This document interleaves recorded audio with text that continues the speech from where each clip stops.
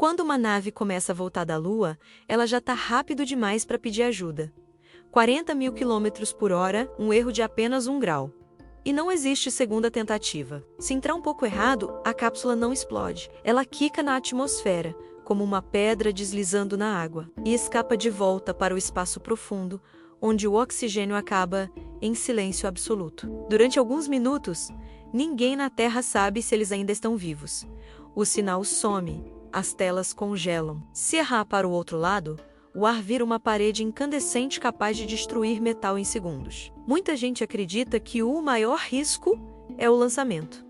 Mas o lançamento termina rápido. O verdadeiro corredor da morte começa na volta. Neste vídeo você vai atravessar cada etapa dessa volta, como se estivesse sentado dentro da cápsula, sentindo o foguete tremer, a lua ficando para trás, o silêncio absoluto do blackout e a gravidade esmagando o corpo na reentrada. Vai entender por que no lançamento ainda existe impulso, decisão e reação. E por que na volta tudo depende de cálculos invisíveis feitos muito antes em sistemas que não aceitam erros humanos. Quando o foguete começa a tremer na plataforma, ele não é só uma máquina apontada para o céu. Ele é um cilindro gigantesco de combustível comprimido, mais perto de uma bomba domada do que de um simples meio de transporte. Cada motor converte toneladas de propelente em jatos supersônicos, empurrando a nave com forças tão grandes que qualquer falha pode virar uma explosão. E tudo isso precisa acontecer em sincronia desde o primeiro segundo, porque aqui embaixo não existe margem segura para erro. Imagina estar amarrado no topo de um prédio de dezenas de andares, enquanto alguém acende, de uma vez, uma bateria gigantesca de fogos de artifício aos seus pés. Essa é uma analogia simples do que acontece na decolagem. Só que, em vez de fogos, estamos falando de combustível criogênico, queimando a temperaturas absurdas, empurrando a nave até passar da barreira do som em instantes. O foguete foi projetado para quase quebrar, mas não quebrar.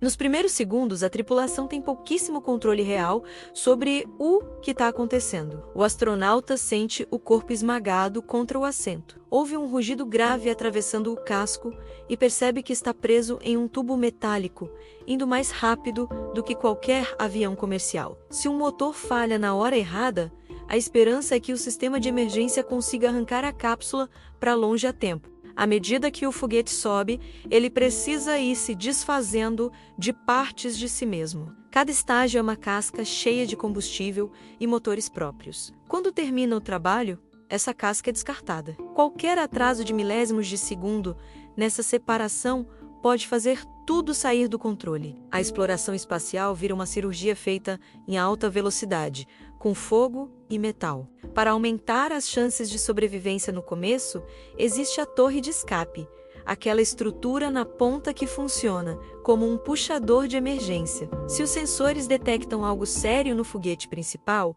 motores próprios disparam e arrancam a cápsula para longe. Isso já salvou vidas. Mas essa proteção só funciona em uma faixa específica de altura e velocidade. Há uma zona em que o foguete está rápido demais para a torre de escape funcionar bem, e ainda baixo demais para a nave descer de forma controlada. É uma faixa de risco máximo, em que qualquer problema encontra poucas soluções boas. Nessa parte da subida, a tripulação está literalmente entre a atmosfera densa e o começo do espaço, pendurada em sistemas que não podem errar. É como dirigir em uma estrada de serra sem acostamento, com penhascos dos dois lados, sabendo que o freio e o airbag foram pensados para outro tipo de situação. Você está em alta velocidade, sem como parar, torcendo para que tudo funcione como projetado. E tudo isso acontece antes da parte que quase ninguém imagina.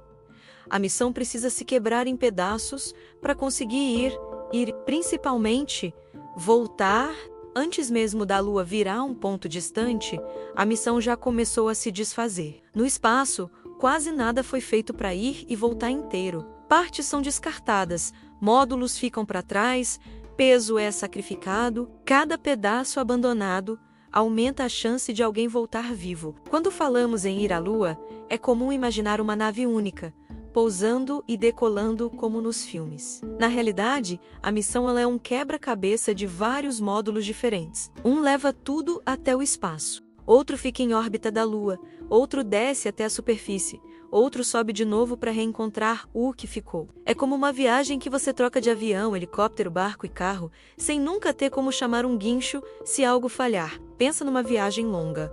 Você pega um avião até um país distante, desce e entra em um helicóptero, depois em um barco e, por fim, em um veículo especial para o terreno. Nenhum desses meios serve para todas as etapas. No espaço é assim também, só que sem hospital, sem oficina, sem acostamento. Cada módulo foi desenhado para cumprir um pedaço do caminho e muitas vezes ser abandonado depois. Na órbita da Lua, a nave principal fica girando em torno do satélite, enquanto um módulo menor se separa e desce até a superfície. Um depende do outro para a volta, mas nenhum deles tem tudo sozinho. Se o módulo em órbita falha, ninguém sobe para buscar quem desceu. Se o módulo de descida não consegue subir, os astronautas ficam presos em um mundo sem ar, sem abrigo natural e sem resgate. Essa arquitetura complicada existe porque é a forma mais eficiente de vencer a gravidade da Terra, pousar na Lua e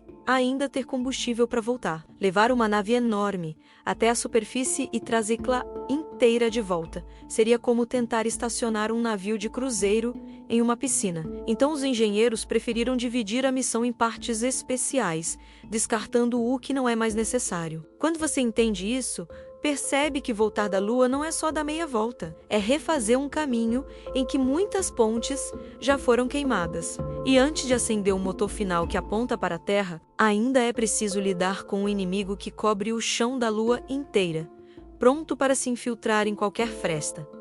A poeira na superfície da Lua. O perigo não grita, ele se infiltra. Cada passo levanta um pó microscópico que não parece ameaçador, mas a poeira lunar é afiada como vidro moído e gruda em tudo. Ela entra nas vedações, nas dobradiças, nos tecidos do traje, desgasta peças que precisarão funcionar perfeitamente depois. É como caminhar sobre areia, sabendo que, na volta, você vai precisar que a fechadura funcione sem falhar. Cada saída da nave cobra um preço invisível, e esse preço será cobrado mais tarde. Além da poeira, há a radiação, já que a Lua não tem campo magnético protetor como o da Terra. Partículas energéticas vindas do Sol e do espaço profundo atravessam tudo com facilidade. Por alguns dias, o corpo humano aguenta, mas os eletrônicos podem sofrer. Um único evento de alta energia pode corromper um componente crítico na hora errada. Os micrometeoritos completam o trio de perigos invisíveis. Pequenas partículas viajando a velocidades altíssimas podem perfurar superfícies, desgastar materiais e abrir microfuros que ninguém vê na hora. É como se, enquanto você dorme, pequenas pedras fossem lançadas contra o teto da sua casa todos os dias. Uma hora, alguma telha cede. Em um módulo lunar, isso pode afetar tanques, linhas de combustível ou painéis importantes. Tudo isso faz com que a superfície da Lua seja ao mesmo tempo um laboratório e um campo minado. Cada minuto lá embaixo é uma oportunidade de aprender sobre o universo, mas também de acumular pequenos danos em sistemas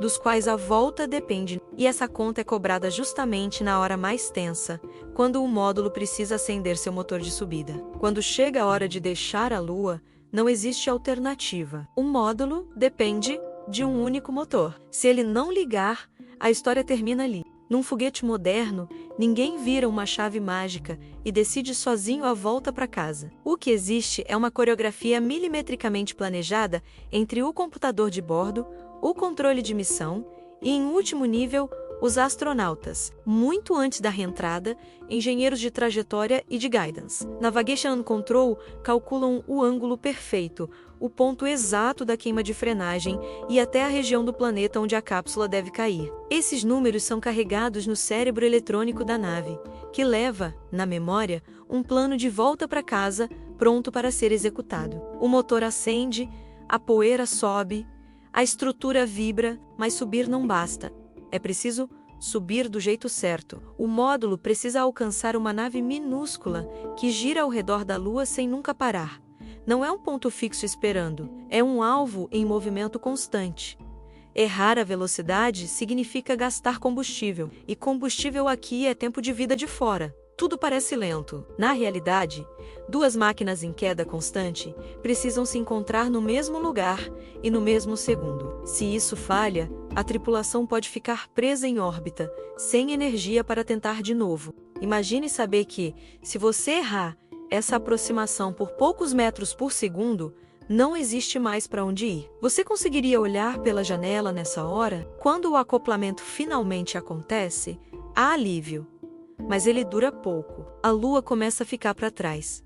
E agora vem a parte mais mortal da missão inteira: a reentrada. A nave aponta para a Terra e entra em um escorregador gravitacional.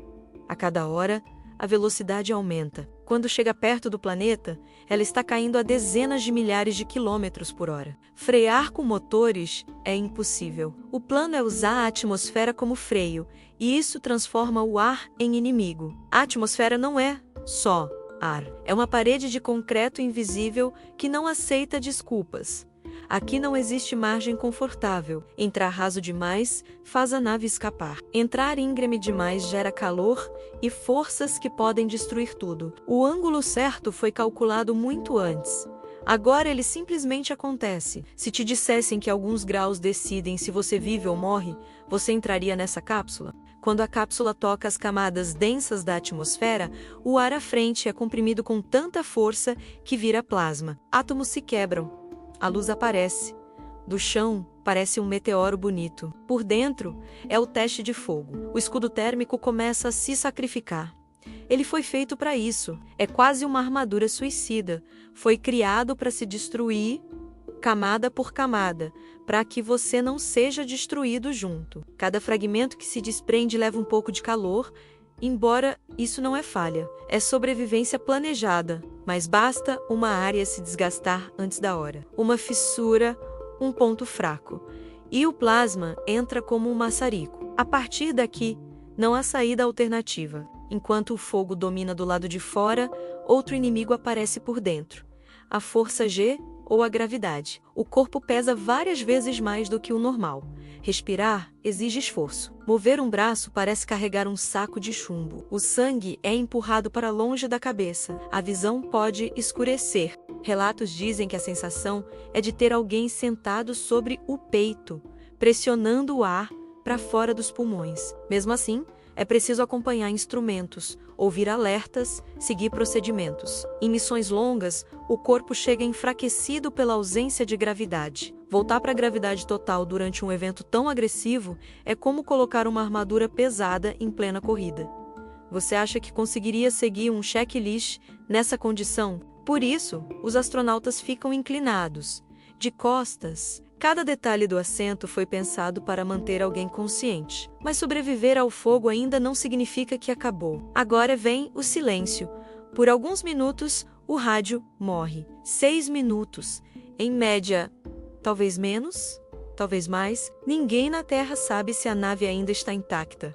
O plasma bloqueia as ondas de rádio. Dentro da cápsula, não há para onde ir. O espaço é apertado, cheio de controles. O casco vibra, o ar esquenta, o cinto aperta. É o isolamento mais absoluto que um ser humano pode experimentar. E agora a física decide. Para manter a calma, o foco vai para a rotina. Conferir indicadores, acompanhar o relógio, lembrar que o blackout tem uma duração esperada. Se o tempo passa demais, o silêncio fica mais pesado. Do lado de fora, na sala de controle, olhos e telas acompanham números, esperando o segundo em que o sinal deveria voltar. Enquanto isso, em terra, uma sala inteira de gente vive com um coração na boca. Em consoles com nomes como Retro responsável pela reentrada, FDU dinâmica de voo e Guido guiagem. Engenheiros monitoram cada metro da trajetória, prontos para mandar correções ou até abortar se algum parâmetro passar do limite. Eles não apertam o botão de reentrada, mas autorizam, calculam e atualizam os comandos que chegam até o computador de bordo. Entre a nave e o planeta, há um diálogo constante. A máquina executa, a tripulação supervisiona, o controle de missão confere se a física continua do lado certo. O resultado é que aquele instante, que para o público parece um mergulho quase suicida na atmosfera, Por dentro é um balé de algoritmos, telemetria e decisões humanas comprimidas em poucos minutos. Um erro grande, o mundo inteiro vê um desastre, um acerto de poucos graus. E a cápsula cai exatamente onde alguém já está esperando com helicópteros, navios e câmeras apontadas para o céu. Quando o sinal finalmente volta, não é comemoração, é alívio contido, porque agora começa uma sequência perfeita de eventos. Orientação correta, altura exata, velocidade dentro do limite. Sensores decidem quando abrir os paraquedas. Abrir cedo demais rasga o tecido. Abrir tarde demais não freia o suficiente. Cada segundo importa. Cada sistema precisa obedecer. Primeiro, paraquedas pequenos. Depois, os principais tecidos gigantes segurando uma cápsula que ainda cai rápido demais. Se falharem, o impacto equivale a bater em concreto. A diferença entre viver e morrer pode estar em um detalhe invisível. A região de pouso também é parte do planejamento. Cair no oceano exige que a cápsula suporte ondas, água entrando por aberturas externas e riscos de tombar. Cair em terra firme exige amortecedores, airbags ou outros recursos, porque o chão não cede. Em qualquer cenário, os astronautas precisam esperar até que equipes de resgate cheguem. Mesmo após tocar o oceano, o perigo não desaparece. Ondas podem virar a cápsula. O calor interno aumenta. A espera pelo resgate parece interminável, mas desta vez, o pior ficou para trás. Quando a escotilha abre e o ar da Terra entra, a missão técnica termina, mas o corpo e a mente ainda estão processando tontura, fraqueza, a sensação de que o chão se move. O sistema nervoso precisa reaprender o que é equilíbrio. Alguns astronautas dizem que voltar é mais difícil do que ir, porque ir é avanço. Voltar é sobreviver. Depois de ver a Terra pequena no escuro, tudo parece mais frágil. Cada missão deixa marcas no corpo humano, na engenharia e acima do planeta. Partes sacrificadas continuam girando sobre nós. O mesmo processo que salva vidas constrói uma órbita cada vez mais congestionada. E isso muda o risco das próximas missões. Na ida e na volta, você acabou de atravessar, em poucos minutos, o que um astronauta leva anos se preparando para enfrentar: foguetes no limite, naves se separando e se encontrando, motores que não podem falhar, plasma envolvendo a cápsula, paraquedas abrindo no tempo exato e um corpo humano tentando sobreviver a tudo isso. Entender esse nível de risco muda a forma como a gente olha para o céu e para a tecnologia que mantém o nosso mundo conectado. Agora, a pergunta é simples. Sabendo de tudo isso, você iria ou prefere observar de longe, tentando entender como alguém aceita esse nível de risco? Agora, eu quero saber de você. Qual desses momentos pareceu mais frágil? O ângulo de entrada, o silêncio do blackout ou a dependência total dos paraquedas? Escreve só uma palavra nos comentários. Se você quiser continuar essa viagem sombria pelo espaço real, clica no vídeo sobre o que acontece quando o lixo espacial começar a cair e a órbita da Terra estiver em colapso. Lá, você vai ver como os mesmos foguetes que trazem astronautas para casa podem ficar presos em um cemitério orbital que ameaça comunicação, internet e até o lançamento de novas missões. Antes de ir, comenta, aperta em gostei, se inscreve no canal e ativa as notificações. Assim, você ajuda esse tipo de conteúdo a alcançar mais gente e garante o seu lugar na próxima viagem. A gente se vê no próximo vídeo. Se a órbita ainda estiver segura até lá,